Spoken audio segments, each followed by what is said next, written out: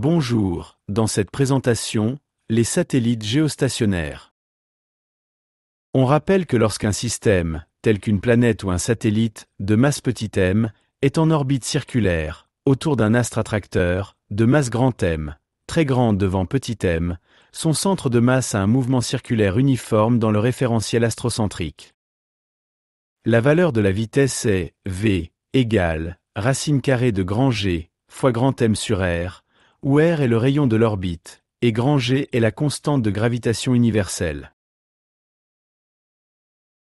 Un satellite géostationnaire est un satellite artificiel de la Terre, fixe dans le référentiel terrestre. Ainsi, pour un observateur situé sur Terre, un satellite géostationnaire apparaît immobile dans le ciel. Le mouvement d'un tel satellite, assimilé à un point matériel, S, est étudié dans le référentiel géocentrique, considéré comme galiléen, dont l'origine est le centre, T, de la Terre, et les axes pointent vers des étoiles lointaines. Dans ce référentiel, la Terre est en mouvement de rotation sur elle-même, autour de l'axe des pôles, comme le montre l'animation, vue du pôle Nord. La période de rotation, qui représente la durée mise par la Terre, pour effectuer un tour complet sur elle-même, est appelée jour sidéral, qui vaut 86 164 secondes.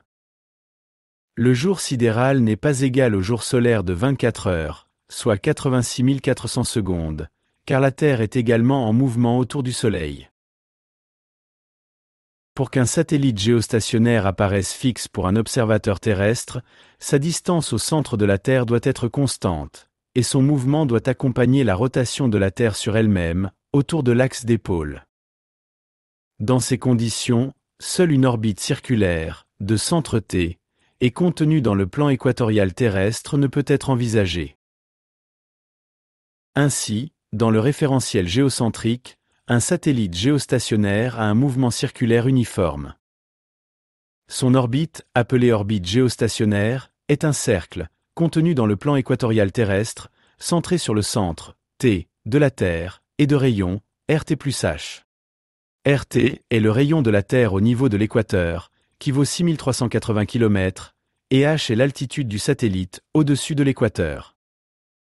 La période de révolution d'un satellite géostationnaire, devant être identique à la période de rotation de la Terre sur elle-même, elle est égale au jour sidéral. Déterminons l'altitude, H, d'un satellite géostationnaire au-dessus de l'équateur. L'orbite étant un cercle de rayon RT plus H, le satellite parcourt, avec une vitesse de valeur V, constante, une distance égale à 2π, facteur de RT plus H, pendant une période de révolution, égale au jour sidéral.